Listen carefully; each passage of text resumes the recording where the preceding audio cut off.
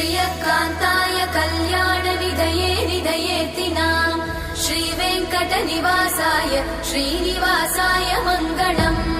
लक्ष्मी सविभ्रमालोकसुभ्रूविभ्रमचक्षुषे चक्षुषे सर्वलोकानां वेङ्कटेशाय मङ्गलम् श्रीवेङ्कटाद्रिशृङ्गाग्रमङ्गलाभरणाग्रये मङ्गलानां निवासाय श्री